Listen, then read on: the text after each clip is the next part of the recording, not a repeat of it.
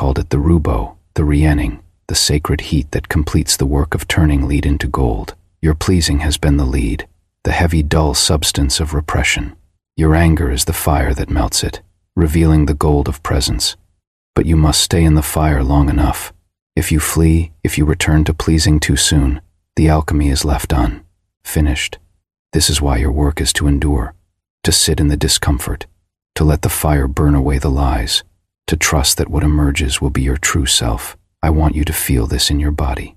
Now recall a moment when you said yes, though every fiber of your being cried no. Feel the tightness in your chest, the collapse in your stomach, the dull ache in your soul. Now recall a moment when you dare to say no, even trembling, even ashamed. Feel the sudden clarity, the breath returning, the ground beneath your feet. That is the difference between pleasing and presence. That is the difference between self-betrayal and sacred anger. Your body knows, your soul knows. It is time your mind listens. And so I ask you, will you continue to crucify yourself upon the altar of pleasing, or will you allow the sacred fire of your anger to resurrect you into presence? The choice is not abstract. It is lived each day in the smallest gestures. The no you speak when others expect yes, the truth. You admit when silence would be safer. The boundary you set though it costs you approval. Each act is an initiation, each choice a step toward wholeness. Do not expect comfort on this path, expect fire. Boo. To know also that this fire will not consume you. It will transfigure you. The empath who has silenced anger lives in half-light, moving like a dreamer who knows not if he belongs to the world of day or the kingdom of night. Yet the psyche in its relentless push toward wholeness will not tolerate halfness forever. Anger is the knock at the door of consciousness, the shadow insisting you must open. You must let me in. If you refuse, if you smother it with ever more pleasing, it will turn against you. It will twist inward, becoming depression, fatigue, illness, a loss of vitality. What was meant to be a flame guiding you into presence becomes a smoke that suffocates. So often the empath complains of exhaustion, of mysterious ailments, of an inner numbness. But beneath these symptoms lies the denied fire. Your soul is not tired because it gives too much. It is tired because it denies itself. Anger is the signal flare rising from that inner battlefield calling you home. When I speak of anger as sacred, some recoil, imagining violence, cruelty, the grotesque eruptions of hatred. But these are not what I mean. What you have seen in the world, the wars, the abuse, the wrath of the ego, the drama, NK on its own wounded pride, that is anger possessed by shadow, anger unconsciously acted out. Sacred anger is different. It is anger brought into awareness, held within the vessel of consciousness, purified by reflection. It becomes not destruction but clarity. It cuts through illusions. It shows you where you have been complicit in your own erasure. It reveals where your yes was false, where your no was stolen. It is the God within who refuses to remain crucified. Consider again the archetypes. The empath who denies anger is caught in the archetype of the martyr, bleeding endlessly, sacrificing without end, carrying the sins of others while never daring to speak of their own. The martyr archetype has its place, but when lived unconsciously, it becomes pathology. It leads not to redemption, but to emptiness. Sacred anger calls forth another archetype, the sovereign.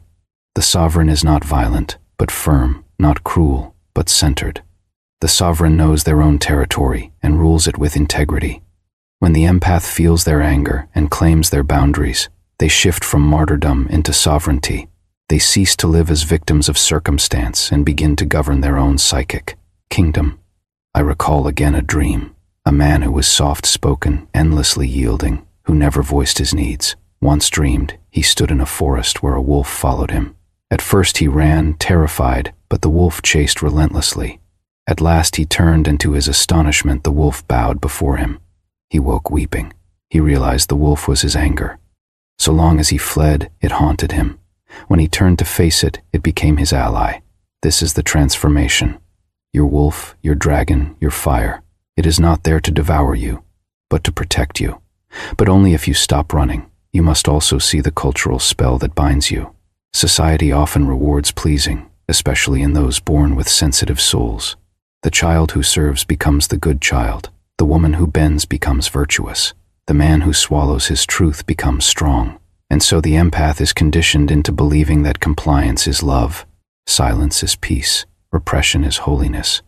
But these are lies of the collective shadow. They keep you manageable, docile, useful, true love, true peace, true holiness. They are born only when the individual stands in their wholeness. To please endlessly is not to love but to manipulate. For you give not from fullness but from fear, hoping to secure approval, to avoid abandonment. Sacred anger exposes this falsehood. It tears the veil from your goodness and shows the wounded bargain beneath, and in that revelation you are set free. Yet freedom is never without cost. When you begin to live your anger as sacred, relationships will shift. Those who depended on your silence will resist. They will accuse you, shame you, withdraw. You must be prepared for the loneliness that comes with authenticity. But understand this loneliness is not the void of abandonment but the spaciousness of rebirth. When you no longer crowd your life with false bonds, you make room for true connections. Presence attracts presence. Those who can meet you in your wholeness will come, but only once you have chosen to be whole. Until then, you will remain surrounded by those who feed on your self-erasure. Do not fear their departure. Let them go. Your anger is the fire that clears the field for new life. The mystic spoke of purgation, of a fire that cleanses the soul before it enters union. This fire is not in some distant afterlife, but within you now. Your anger is that purgation. It burns away. Why the dross of false identity, of compulsive pleasing, of shadow denied? When you allow it, you feel stripped, naked, vulnerable. You do not know who you are without the mask of endless service. But this very unknowing is the doorway to individuation. Only when the old persona collapses can the self emerge. To embrace sacred anger is to step into the mystery of becoming, to risk death of the false for birth of the true. Do not imagine this journey as linear. The psyche moves in waves and spirals. At times you will feel strong, clear, suffer, able to wield your anger with grace. At other times you will fall back into pleasing, ashamed of your fire, afraid of rejection. Do not despair. The work of individuation is not perfection but persistence. Each time you return to your anger, each time you honor it, instead of burying it, you deepen your presence slowly. The pattern shifts. The fire becomes less frightening, more familiar. It becomes not a storm but a half-warming your life with clarity and authenticity. And here perhaps we must linger on the paradox that anger, which so many believe to be the destroyer of love, is in truth its guardian. For love without boundaries is not love at all. Dissolution. The empath's task is not to abandon love but to sanctify it through presence. When you allow anger to inform you, your love ceases to be compulsion. You no longer give to avoid rejection. You give because you are full. You no longer merge to escape loneliness. You merge because you choose. Love becomes free, not bound. And this is the greatest gift you can offer another human soul. Not the ghost of pleasing, but the flame of presence. Imagine standing before someone you love and saying no. Not with hatred, not with resentment, but with calm clarity. Imagine the shock in their eyes, the shattering of the old pattern. In that moment, though painful, a new possibility is born. The relationship may end, or it may transform. But in either case, truth has interred, and truth is the only soil where real intimacy can grow. Sacred anger, then, is not the enemy of love, but its midwife. It births a love that is fierce, real, unbreakable. As we walk deeper into this territory, the archetype of the alchemist returns. The work of turning lead into gold was never about metals, but about the soul. The lead is your repression, your pleasing, your false self. The gold is your presence, yourself, your wholeness. The fire that transforms one into the other is anger, but alchemy passions, discipline, reverence. If you let the fire burn uncontrolled, you destroy the vessel. If you extinguish it, you remain in lead. But if you hold it, contain it, let it heat slowly, the transformation occurs. This is the art of inner work. To be both the vessel and the alchemist, to let your anger burn without consuming, to let it purify without destroying. This is how the empath becomes whole. I tell you again, your anger is sacred. Not because it grants permission to harm, but because it is the doorway to authenticity. Not because it elevates you above others, but because it grounds you in your own soul. Not because it frees you from suffering, but because it gives your suffering meaning. It is the divine within saying, I will not vanish. I will not please at the cost of my essence. I will burn until I am seen. And so the question remains, will you dare to honor your fire? Will you step out of the martyr's tomb and into the sovereign's throne? Will you risk the loss of false peace for the gain of true presence? This is not an intellectual inquiry. It is a lived initiation, each time. Why? You feel the fire rise, you stand at the threshold. You may suppress, you may explode, or you may hold it sacred. The choice is yours. But know that the soul will not rest until the fire has been integrated. For the empath's anger is not the end of love, but the beginning of presence. The fire of anger is not only personal, but archetypal. It belongs not only to your private biography, but to the collective unconscious where gods and demons dwell. When you feel this anger rising, it is not merely your voice, but the voice of countless ancestors who swallowed their truth, who bent beneath the weight of oppressive systems, who bore chains of silence. The empath is often the carrier of ancestral wounds chosen unconsciously to embody the suffering of those who could not speak. Your pleasing is not just your own strategy. It is the inheritance of a lineage. And when you awaken to sacred anger, you are not only healing yourself, you are breaking a chain that has bound your bloodline. You are saying with the authority of the self, this silence ends with me. Dreams reveal this truth. A woman dreams of standing in a house where generations of women cooked, cleaned, and bowed their heads. In the dream, she is handed a knife, and she trembles with terror. She cannot imagine using it, yet the dream insists. The knife is not for violence, but for cutting through the web of servitude. It is the symbol of anger transformed into discernment. The psyche through dream offers her the archetypal weapon of liberation. And so it is with you. Your anger is not madness, but the knife of clarity. It cuts through illusions, savors false loyalties, frees you from ancestral burdens. When we speak of archetypes, we must remember they are not abstract theories but living realities. The archetype of the empath is bound to the archetype of the wounded child. The wounded child learns to please as a survival strategy, believing that love is conditional, that safety requires obedience. But beneath this strategy lies another archetype, the rebel, the outlaw, the trickster. The rebel is your anger, long buried, waiting to rise. If you never allow it, you remain forever, the child forever dependent on approval. If you honor it, you grow into the adult, the sovereign, the whole being. To integrate anger is to cross the threshold from wounded child into mature self. It is a very essence of individual, ion. You must also understand that the unconscious communicates in symbols, not doctrines. When you repress anger, it returns disguised in dreams of fire, floods, beasts, intruders. These are not random images, but the psyche's attempt to bring what is unconscious into awareness. A man once told me of recurring dreams where his house caught fire. He tried endlessly to put it out, running with buckets of water, screaming for help. He woke each time in panic, yet the house was not literal. It was his psyche, his life smoldering with the anger he refused to acknowledge. The fire would not cease until he allowed himself to feel. When at last he admitted his rage toward his father, the dreams shifted. The fire did not disappear but transformed into a hearth, a steady flame. The unconscious had done its work. His anger became the warmth of presence. This is the alchemical process. Negrado, the blackening of despair. Albedo, the whitening of purification. Rubido, the reigning of transformation. Anger belongs to rubido, the sacred redness of life. Without it, the alchemy fails. The empath who represses anger remains in the negrado, stuck in the black swamp of depression, endlessly drowning in. Others need to move forward. You must pass through the fire. Only then can you rise into the gold of presence. This is why I call your anger sacred. It is the necessary element in the great work of individuation. Consider also the collective shadow of our time. Entire cultures worship false peace, demanding silence in the name of civility.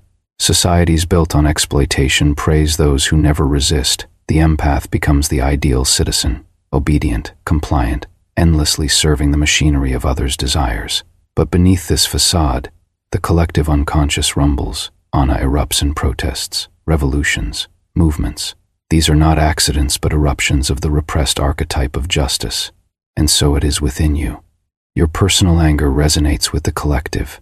To honor it is not selfish but sacred, for you participate in the healing of the greater whole. I must speak also of projection. When you repress your anger, you project it outward. You see rage in others, fear it, Condemn it, or you attract those who act it out for you: abusive partners, controlling friends, aggressive bosses. They embody what you have disowned. The empire often wonders, why do I always meet such people? The answer is shadow. Until you integrate your own anger, you will draw to you those who mirror it, unconsciously. This is the psyche's way of forcing you to face what you deny. Once you claim your anger, the projections dissolve. You no longer need the outer persecutor, because you have befriended the inner wolf. And in this transformation, your relationships shift dramatically. You cease to be the victim and become the participant in your own destiny. Let me tell you, integration does not mean indulgence. To integrate anger is not to indulge in rage, to lash out, to dominate. That is the ego intoxicated with shadow. Integration means relationship. You enter into dialogue with your anger as one would with a sacred figure. You ask it what it wants, what it protects, what it reveals. You listen, you honor, you learn. Over time, anger becomes not a master but a messenger. It comes, delivers its truth, and departs, leaving you clearer, more grounded. Those who integrate anger do not erupt constantly. They radiate steadiness, for the fire burns within as presence. Others feel it as authority, as authenticity. They know there's a person who cannot be manipulated, who will not disappear. Re is a soul who is fully alive. The mystical traditions have always known this in Taoist philosopher. Fire is one of the 5 elements necessary for harmony in Kabbalah. The Gora severity discipline is as sacred as mercy compassion. In Christianity, the wrath of God is not cruelty but justice, the fierce love that will not allow desecration. In Hinduism, Shiva's fiery dance destroys not to annihilate but to renew. Sacred anger is everywhere in myth, reminding us that without fire there is no balance. The empath who pleases endlessly clings to without gavor to mercy, without severity to love, without boundaries. This imbalance is not holiness but neurosis. To restore harmony, you must embrace both. Your anger is your Gavora, your Shiva, your sacred fire. Without it, your compassion is a lie. Now I turn to you directly.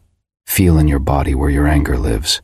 For some it is in the chest, a burning. For others the stomach, a knot. For others the throat becomes a choking silence. Place your awareness there. Do not push it away. Breathe into it. This is the altar of your fire. This is where the self waits. Do not rush to act, to shout, to prove. First feel. Let the fire speak. It may tell you of betrayals you never named, of boundaries crossed, of dizzier, the need. It may weep, it may roar, it may whisper, listen. This is not pathology. This is initiation. Every time you honor this fire, you draw closer to the center of your being. And when the time comes to act not from compulsion but from clarity. A sacred no spoken calmly is more powerful than 1,000 shouted yeses. A boundary drawn with presence transforms the air. Others may rage, but they feel the immovable ground beneath your words. This is the power of sacred anger. It roots you. You become unshakable, not rigid, not violent, but unshakable. Like a mountain with fire in its core, you stand.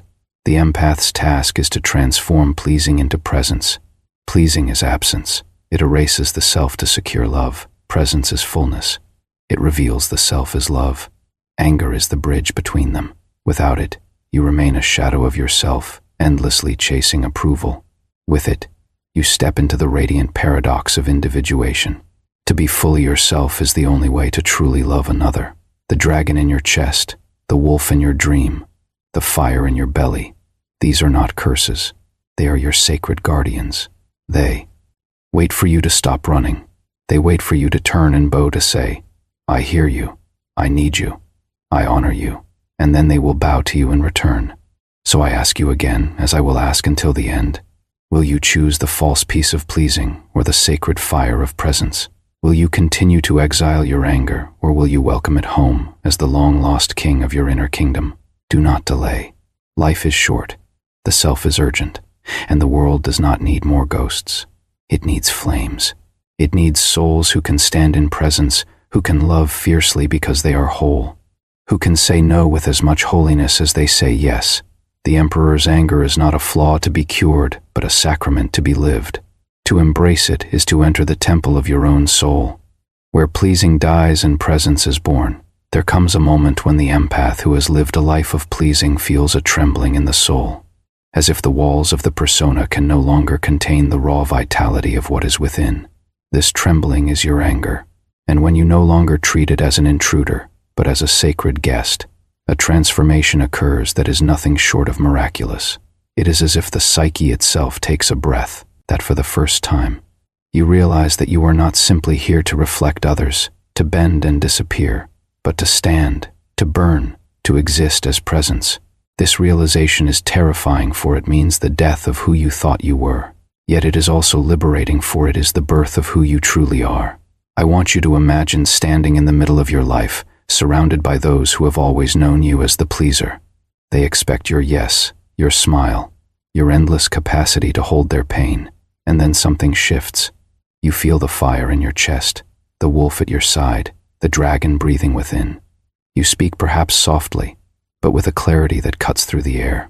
No, I cannot. I will not. Not this time. And in that instant, the atmosphere changes. Some recoil, some rage, some collapse. But beneath their reactions, something in the universe itself resounds. Finally, at last, the soul has spoken. At last, presence has arrived. This is what I mean when I call your anger sacred. It is not simply an emotion, but a ritual, a rite of passage, an initiation into authenticity. Every no you speak from presence is a sacred act. Every boundary you draw is a prayer. Every time you refer. Used to betray yourself, the self rejoices, the unconscious sinks. The archetypes aligned for you have stepped into the eternal drama of individuation, the unfolding of the soul into wholeness. And wholeness is not gentle compliance, but fierce integration. It is the union of opposites, love and anger, mercy and severity, light and shadow. Without anger, your love is incomplete. Without shadow, your light is false. Only together do they form the living mandala of the self. You may ask, what happens when I live from this sacred anger? What becomes of my life, my relationships, my place in the world? I tell you, much will fall away. Some friends will leave, lovers will depart, family may turn against you, but these losses are not destruction but pruning. The false must die for the true to live. In time, those who can meet your presence will appear. They may be few, but they will be real. They will not want your pleasing but your truth. They will not feed on your silence but rejoice in your fire, and in their presence you will taste intimacy for the first time. Not the fusion of fear but the communion of wholeness, and the world itself will respond. For though society fears those who burn the presence, it also secretly longs for them. The collective is starving for souls who will not vanish, who will not submit to the machinery of conformity, who will speak the truth even when costly. When you live your anger as sacred, you become a beacon. Others feel it in your words, your silence, your gaze. They sense that here is a person who cannot be bored, cannot be silenced, cannot be reduced. And though they may resist, they are also drawn, for something in them longs to awaken too. Your fire becomes contagious, igniting others to find their own. This is how transformation spreads, not through preaching, but through presence. In myth, the hero must always face the dragon. The dragon is the archetype of fear, rage, shu. At first it seems the enemy, the monstrous beast to be slain, but the deeper wisdom is that the dragon guards the treasure. Only by confronting it can the hero claim what is theirs. The empire's dragon is anger. For years you have fled it, condemned it, locked it away. But the treasure of presence lies behind it. When you face it, when you bow to it, when you allow it to breathe through you, the treasure is revealed, your soul radiant, unshakable, alive. And then you understand that the dragon was never your enemy, but your guardian. So do not run from your anger. Do not drown it in silence. Do not project it onto others. Turn and face it. Feel its heat. Listen to its roar. And then step closer. Ask it what it wants, what it needs, what it protects. You will find that beneath its fire is a tender heart. The wounded child who only ever wanted to be seen. The sacred self who only ever wanted to be whole. And when you embrace this, the dragon softens. Its fire does not vanish, but transforms. It becomes not a blaze of destruction, but a steady flame, the half of presence, and from this half you live. I tell you again, pleasing is death. Presence is life. Your anger is the bridge between them. To walk this bridge is not easy. It will cost you illusions, relationships, comfort, but it will give you your soul. And what greater gift could there be? For in the end, when all else falls away. It is only your soul that matters, and your soul longs not for endless pleasing, but for wholeness, for authenticity, for presence. Therefore, I call you to honor your anger as sacred. When it rises, do not curse it, but bless it. Do not fear it, but welcome it. Do not suppress it, but listen. Let it guide you, teach you, transform you, and then live it not as rage, not as cruelty, but as presence. Speak your number, claim your space, burn with clarity. And in doing so, you will not only save yourself, but offer the world the gift it needs most, a soul fully alive. The empath's anger is sacred because it is the voice of the self demanding to be born. To ignore it is to betray your destiny. To embrace it is to fulfill it. And when you do, you will know a joy deeper than pleasing, a love fiercer than compliance, a peace truer than silence. You will know presence. And presence is the gold of the alchemist, the treasure of the hero, the promise of the self. So I leave you with this. The next time the fire rises in your chest, do not flee, stand, feel, breathe, and whisper to yourself, this anger is sacred. This anger is my guide. This anger is the doorway to my presence. And then step through the self-way wits.